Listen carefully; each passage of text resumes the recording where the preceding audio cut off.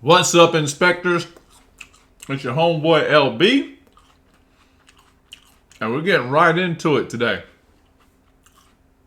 So, bet you're curious to find out what my yesterday was like. And first of all, like, I cannot get a sweet apple. Does anybody know where I can get some sweet apples? Like, these apples, I think this is like a Fuji. I thought it would be sweet. Well, maybe Red Delicious. Maybe I'll give me a Red Delicious and it'll sweeten it. I'm about the sweetness. I like sweet. I don't want to have some kind of bland apple. Ugh. Anyway, so I was supposed to meet up with the lady yesterday. She sends me an early morning text. Oh, I forgot I've got plans to go over to a dog place, with the dog and all. I'm so sorry. And like, this shit's happened before. Listen, I will tell you what my experiences have been when these types of things happen. It's inevitable. And I don't know if it's like, I'm trying to prove myself wrong. I want to be wrong. But I am right, and it pisses me off. I don't want to be right. And it's like, what am I putting out here in the universe to create this stupid storm? It's a stupid storm. Because again, there's no reason for anyone to go through it. So I basically, she said she had this little event. Then the last time she fell and cracked her head, like, I'm thinking like, dang, universe, I don't want people getting hurt so they're not able to come see me. Like, what the fuck? Like, there is an invisible force that comes in and tries to weave into my personal relationships. It's just annoying as shit, right? But I akin a little bit to Nikola Tesla's theory that something's trying not to come in between me and my spiritual energy. That's all I can come up with.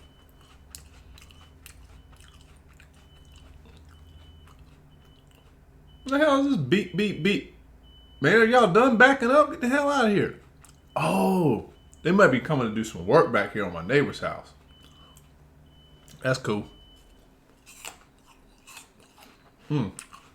So, that's why I save my grapes. Can you see those? I save my grapes for last. Have something delicious to look forward to. So anyways, dog thing, feels so bad she forgot that she had made these plans. It's important for her to be consistent. Let me read to you what the message was.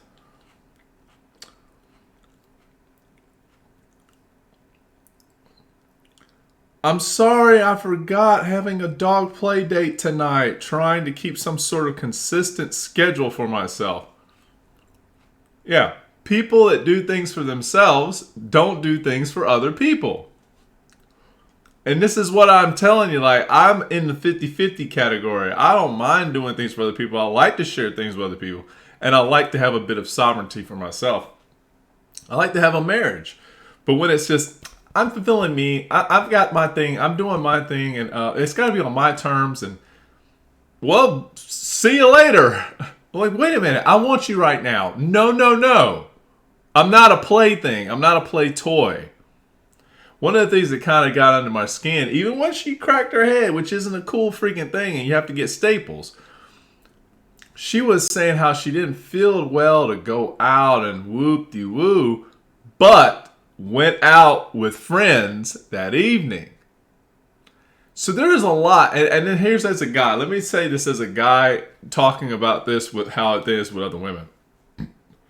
Men do not understand that a woman goes through all these psychological battles.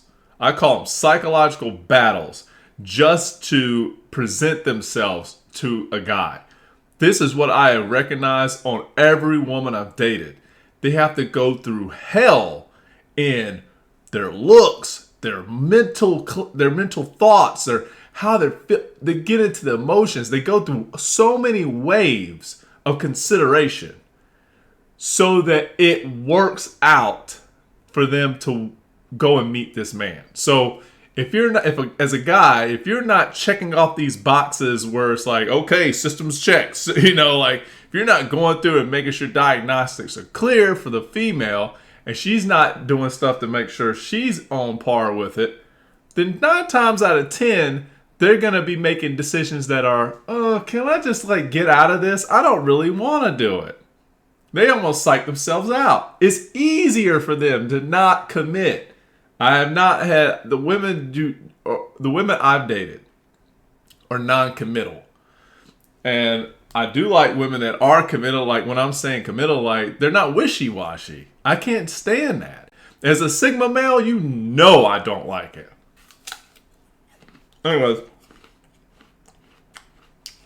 forgive me for my scattered idiocy.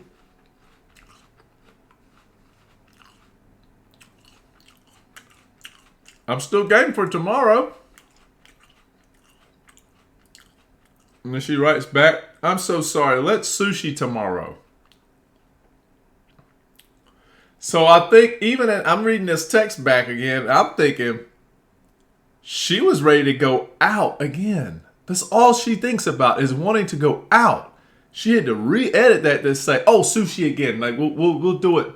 We'll do sushi instead of going out.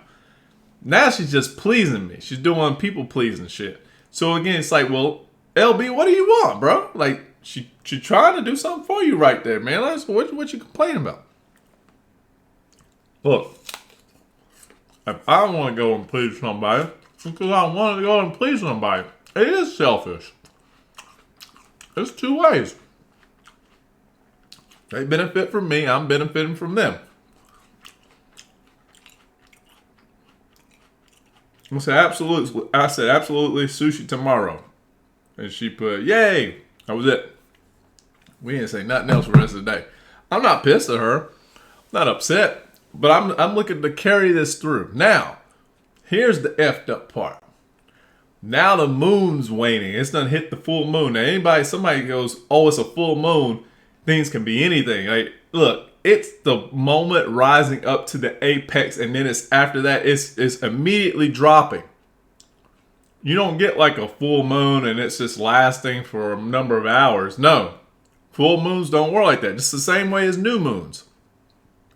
You got a propensity of energy that rises up to that, and then when it climaxes, it goes down. And even at the beginning, the end is happening, and then it's completely ended. That's the full wane before the climax of the beginning. That's how waxings occur. That's how wanings occur. And so the waning's on. I feel it. It's like a deep waning period, which is a good feeling. It's a time where you just sit back, relax. You don't really do a lot of chaotic things. However, because I'm involved with her and she's in this relationship dynamic and could be an exciting moment, I'm going to have to dial it back a little bit. I had some things I like to plan and get juiced up for, but when you try to do too much during a waning moon, it always backfires. People don't pay attention to it. I'm not saying do nothing, but I'm saying don't go all out. Don't come with this, I've got all this, I'm going to wheel it in. Try that. It doesn't work well. And I promise you, if you track your waning moons, those kind of activities don't work well. What does work well is plans. So if you make a list and you say, I just need to at least check off this, this, and this, and then the rest of the evening, let it be what it be. And that's where you get a chance to allow the world to play its part in you. You allow the world its time for ego. And it's resting too, but it gets a chance to shower you. Instead of it doing an ebb and flow where you have your ego at operation, the world gets a chance to do some ego. I don't know, I got this video, got the colors down. Let me turn the light on. Hold on. There you go. That'll see me better. Oh, this apple. Oh. So, oddly enough, I took some liver pills. Just try to clear out my liver a little bit more. And So it's not too bad. You know, I think I'm doing good over there. But yesterday's feeling was weird. Like I did not have the pains that I normally have. Like everything was starting to ship right out, like completely. That is so good. I've had chronic pains in this area and I can't identify it. I don't know if I'm taking some diet thing to help me get over it, what have you. So I've go through hell on that side of my body. And it started to dissipate, like, and I may have like a little bit there now, but I don't really feel it as much. And the same, like my injury, I had like a forearm injury that just bounced up out of nowhere because I started getting excited, had a lot of energy. I started grabbing weight and lifting. I was like, I couldn't stop. I was like lifting 2 or 3 times in a day and I overtrained. Like I was curling. I was like, damn, I feel like I could just go forever. And no, I paid for that. So I had some kind of impingement on my forearm and it didn't want to heal up. Again, I'm not working it. Like I can still do these activities that don't use that muscle. So like, what the hell's the problem? The central nervous system. That CNS is a motherfucker, right? Because it controls all the information going through your body. And if it cannot transfer messages clearly enough from wherever it needs to send recruits to repair and everything else, you shock your system so bad. And that's probably what I do when I go to the gym and I have an exhausting workout. I shock my system so bad that the recovery periods take longer than would be normal if I was younger. And so because that happens, I don't recover, I don't repair well. And so I'm trying to give myself moments of time longer to do that. Or I'm giving myself a longer period of recovery right now. So I've already been over a week now without working out, which is weird. For me, I always go 2-3 times a week. Now I'm at a week long. Now they say frequency is an important thing. Maybe you could just, if I could be more frequent at the gym, I'd have less problems. And I agree with that because the central nervous system can then get a little bit more adapted. It's just trying to split up the workout correctly. Like I may do one intensity level here for this, stop, I'm done for the day. Maybe I could have done a lot more, but I stopped. Now I take it over to another day and another day, different day. You know, maybe taking a day off, and that gives me good recovery periods. So something for me to try out. I need to at this later part of my age. Shit, I'm almost 40, but damn near I am 40. It really is what it is. Oh,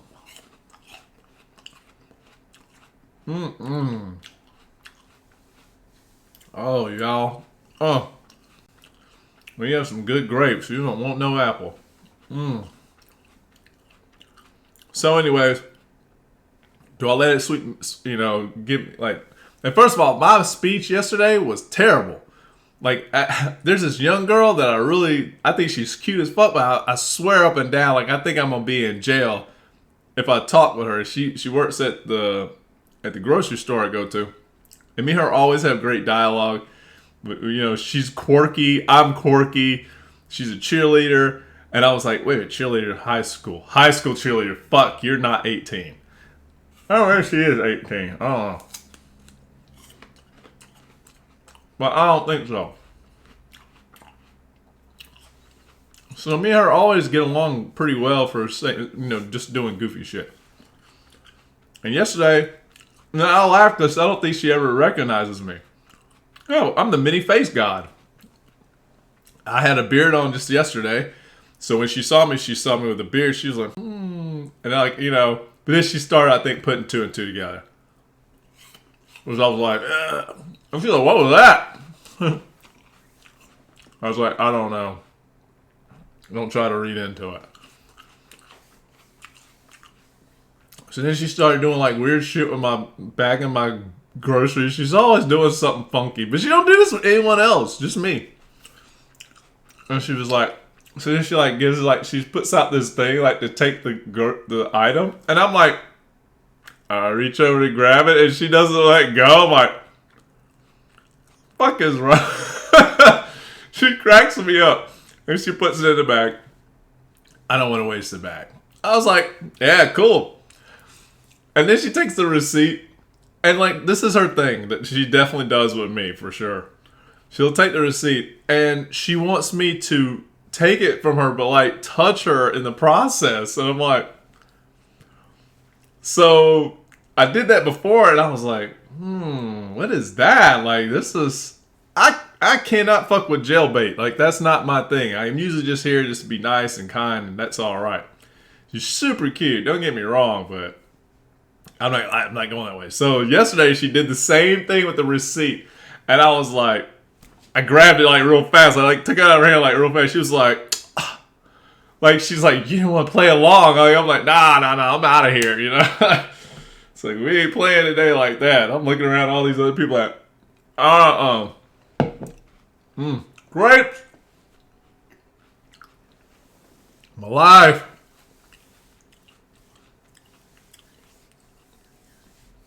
So I couldn't speak at all. She was asking me questions. I was saying stuff to her. She couldn't really speak. We had bad communication yesterday. I don't know what happened, but it was like everything dipped in the evening. But let me get on to what was exciting and fun for me yesterday. Since that didn't transpire there, I went through and I was like, do I want to clean up? I got two good days to really do some cleanup. I was like, yeah, I feel like cleaning up. I'll do a little bit. And then when I started, I didn't stop. I was like, oh, let's get this. My desk is so freaking clean, and it stays moderately dirty. Like, it gets annoyingly dirty. And I got some areas I could probably improve on. Don't get me wrong. It's not the best around in this place. But I definitely did, like, a super cleanup job. Like, I'm happy to be in my room. If I can maintain this or better, I'd be happy daily. I'd be happy. Okay. Oh, gosh, it's so sweet. That was a good one. Have a bad apple to enjoy a great grape. Gosh, you know I like that.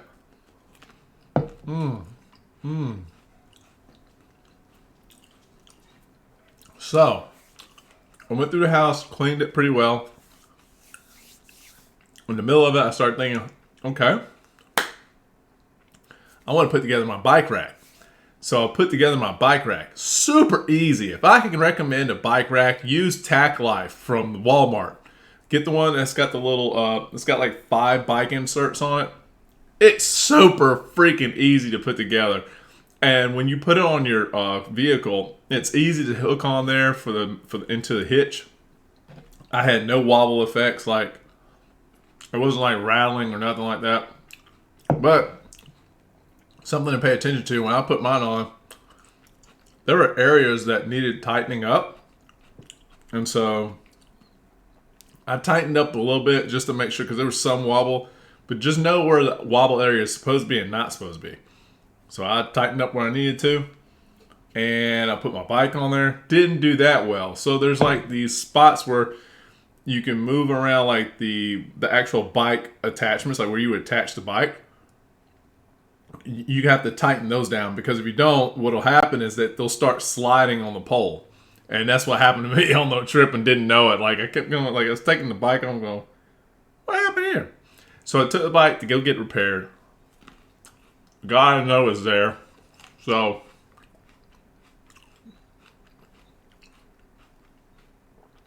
he owns half the store.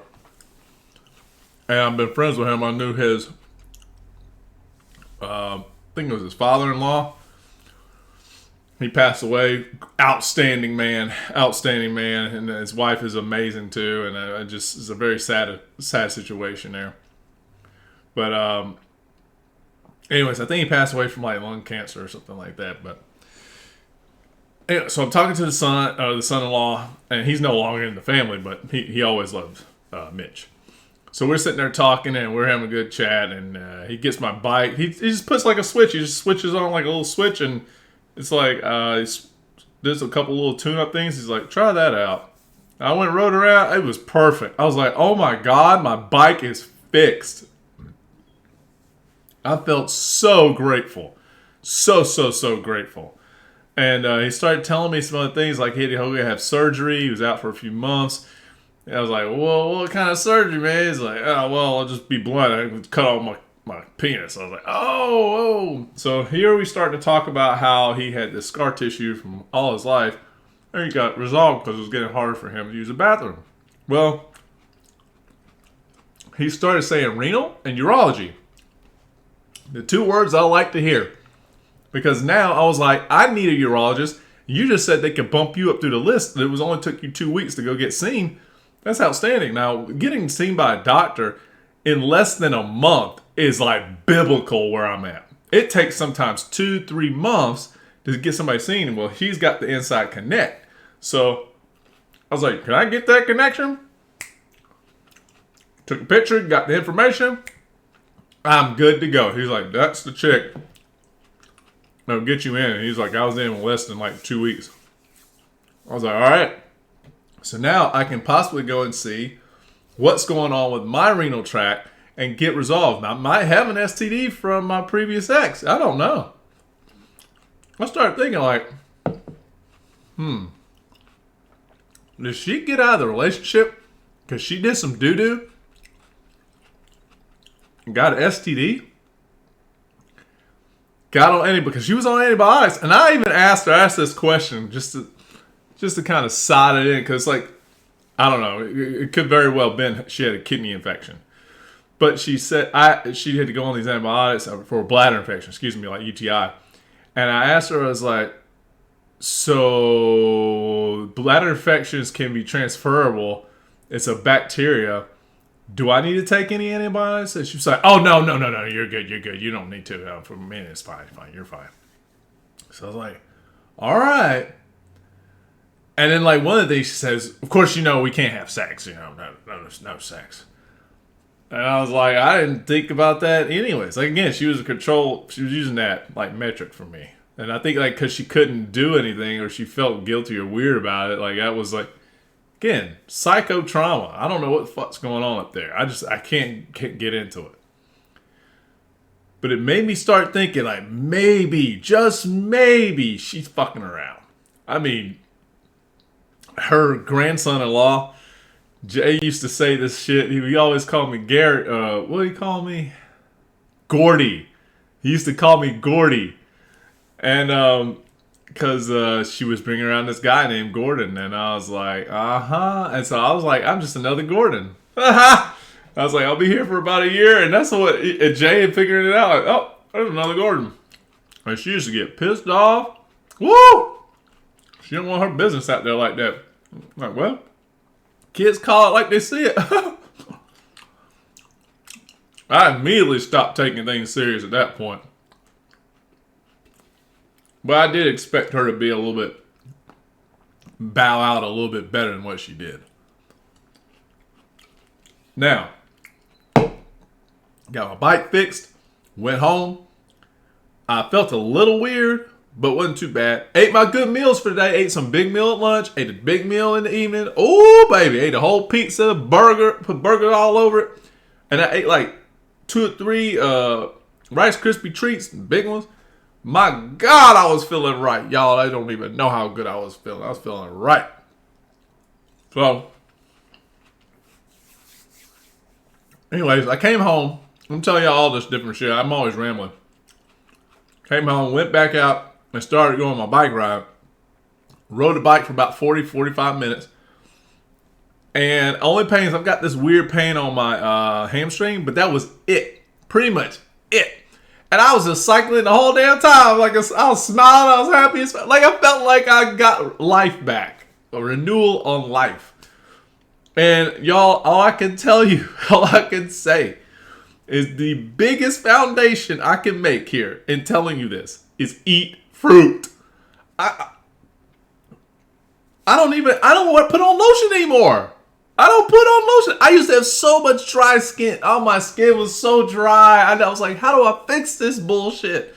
It's like I drink water, but I don't get anything. It's like nothing's hydrating my body. Fruit. Get you some fruit. Get you some grapes in the morning. You don't have to worry about doing lotion. I feel like lotion is one of those things that you put on your body. It disrupts your biome on your skin. So I did not put on any lotion for the last 2 days, and I am not dry at all. It's insane. Fruit is king. This is the first time I've had hydration in my body. Matter of fact, I'm doing creatine. Creatine used to wreck my fucking kidneys. I never could. That's one reason why I could never do it. I tried, always fail. Well, I've since then learned. And guess what? Oh, I got this doctor, Dr. Robert Sawaz. I followed him in the past, year ago. He fixed so many different things with me. I love this guy because he's objective as fuck. He used to talk shit about Paul Saladino. And this is what it just makes me so excited to say this. He would use Paul Saladino and his stuff and just rag on him and say different shit. He is a thorough doctor. He brought in his client. He took pictures of him. He says, this guy looks perfect, don't he? He's at 46. He's fit, ripped. Every ideal body for a 40. Golly, look, God, dude look good. Eats 1 meal a day. Gave him all this criteria about how his condition is. Carnivore. He's a carnivore guy. So he doesn't eat any carbs. But he had all of these other different levels off. And the title of Robert Sawaz's video was When Paul Saladino is Right. I love it. He didn't care about eating his crow. That's what I mean. It's not about being right or wrong. It's about sourcing the information. You will get better every time. And so he said, we looked at his labs. He ran every single marking test he could possibly throw. And then we got to the kidneys. There was all kinds of issues there, like creatinine levels were high, stuff like that. This is what I'm getting to right now. So he advised this client, and even his testosterone was low. So he advised his client to start bringing in carbs. His glucagon was extremely high. If anybody knows about glucagon is one of those things that when it's moving, insulin's not moving. So what is insulin about? Insulin helps you with depository of processing sugars. I mean, that's what it's all about. I mean, it does other things in the body, and especially with the kidneys. And I've been hitting on that a lot on different videos. So the guy's glucagon was super high. He wasn't getting any kind of insulin response. So what's happening here? He's metabolically unhealthy. And I like the term that Robert Sawaz gave. Most people would say insulin resistant. Again, never been studied. This is something I could say. Professor Bart Clay said there's nothing there on the literature about there being a test for insulin resistance. There is no test for that. You're just metabolically going through some issues. It's just an indication of a problem based on all these different metrics. And so whenever they were examining, so most of the time when people fall in this camp, whether insulin, they can't get enough insulin, like to do anything in the body appropriately, then they usually call it insulin resistant. And whenever you have insulin sensitivity, that means you're able to get the dose that you need, and it's not whenever you need to request it. So most of the time when people are going through insulin resistance, they don't have enough insulin. This is why diabetics go and get insulin shots. That's the whole point. So they can start to get that insulin stabilized. Well, he coined the phrase insulin suppressed. That was the best reframing of insulin that I've heard for people that are in this low carb or carnivore community. And I was like, that's it. That was exactly what the guy is going through. I think I had something similar whenever I wasn't eating a lot of carbs, because I had ketosis. But this guy actually didn't have any ketosis. You're like, what the fuck? He had no carbs. He should have been thriving in ketosis. But he wasn't having that because he had this postprandial glucose release after he would consume protein. Because when you eat a large amount of protein in one sitting, it's a postprandial release. It takes time, and after time, it just releases glucose. Because you got to think the excess protein gets converted over into glucose. Gosh, y'all don't even know my pedigree of what I know about this subject matter. I've been following it for a hot minute. Okay, so what ends up happening after this protein converts to sugar turns into fat, but it's still got to go through all this process. But he had so much that was sitting there as sugar in his liver. Liver ain't fucking working great. He had a fatty liver at that stage.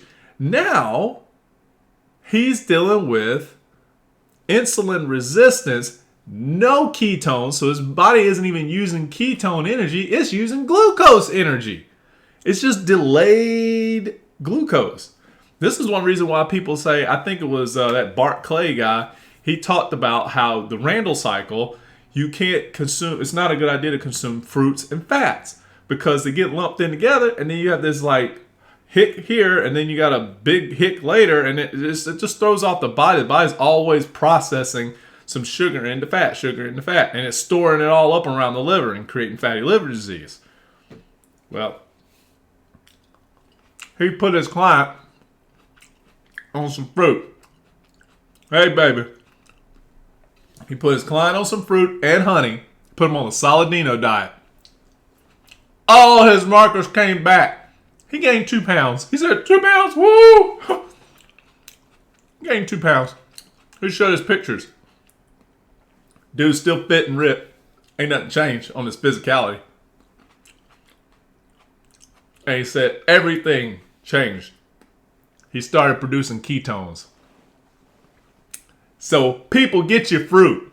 It's changed, y'all. It ain't the same old carnivore diet world anymore. It sounds juicy. It sounds great. And it's doable. It's doable.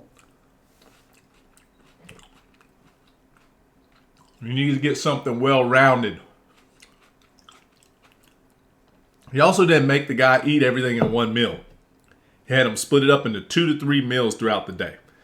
So his HDL came down, which is okay. It's fine. All these things are fine. So, because the HDL is now getting engaged more often in the food consumption. But that's the whole point. I do things a little different. I don't necessarily eat my fruit with my meat, but I do eat it in the morning. Have my glucose spike. Same thing that Dr. Robert Sawa has said about this guy. Has a glucose spike, but then it comes right back down. Returns to baseline. I think his hemoglobin A1C even went down to like 5.3. Outstanding. So I'm not going to talk anymore. I think I've said enough, especially I could have made this in this is 2 damn videos. But it's all here. It's all jam-packed. Guys, I went and read my bike. I got happy. I came home, went to the groceries, got the food that I wanted, tangerines. They're great for like snacking on the side. I'm getting ready to get prepped so I can go do my business meeting today with my partner. That's like a list item. I'm not having to work hard, okay? So I'm trying to do this under a waning moon condition, which is what I didn't want to do, but it is what it is. So I'm going to have the conversation, have the dialogue, and when I'm done with that, I'm going home, filling out the rest of the day. You guys have a super blessed, amazing Friday. And if homegirl comes over today, I'll make sure to let you know tomorrow how it's about. Oh, and I got a cook-off I got to go to tomorrow, too. I'm not cooking. I just eat. I'm just show up with a mouth. People hate me for that. But, hey, they cooking for me, right? So I get to go over to a nice big cook-off. It's a contest, and I judge and do some judging for it. You guys have an amazing Friday. I love y'all. If whoever watches, the 4 people or 5 people that look at me, thank you. You keep me going. Appreciate you. Even if you make it to the end of these videos. They long. I get it. Peace out. Talk to you later.